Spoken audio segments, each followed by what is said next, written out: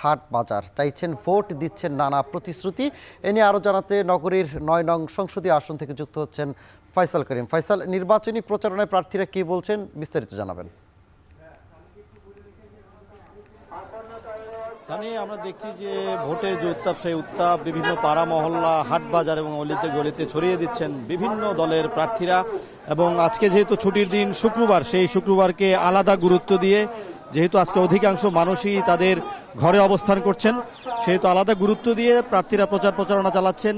পায়ে হেঁটে একেবারে অলিগলি ধরে কয়েক কিলোমিটার এলাকা ঘুরে ঘুরে তারা জনসংযোগ করছেন। আমরা আছি চট্টগ্রামের দেওয়ানবাজার এলাকায়।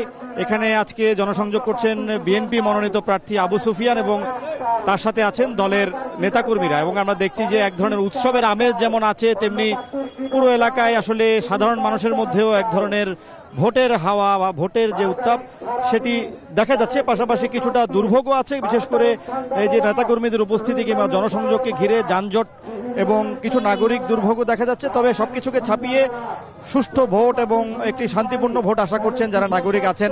এবং এইসব এলাকা মূলত চট্টগ্রামে একটি অনুন্নত এলাকা ধরা হয় এবং এর আশপাশের যে বাকুলিয়া এলাকা, সেটি বিএনপির একটি শক্তিশালী ভোট ব্যাংক।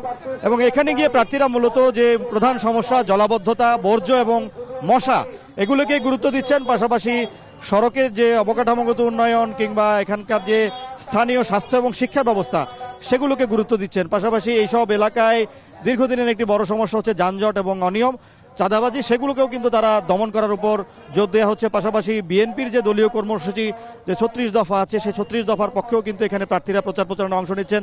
এবং আমরা আজকে জানি যে চট্টগ্রামের বিভিন্ন এলাকায়, যেহেতু শুক্রবার, বিভিন্ন এলাকায় আজকে শুক্রবারকে কেন্দ্র করে বিভিন্ন দলের প্রার্থীরা বড় বড় প্রচারণায় নেমেছেন এবং আজকে তারা অনেক প্রার্থী ভোটারদের সাথে জনসংযোগ করতে পারছেন। এবং ভোটাররা চাইছেন যে আসলে এই সকল জনপ্রতিনিধিরা যেসব প্রতিশ্রুতি দিচ্ছেন, সেগুলো তারা যাতে নির্বাচিত হয়েও সে সকল প্রতিশ্রুতি বাস্তবায়নে উদ্যোগী হন। সানি।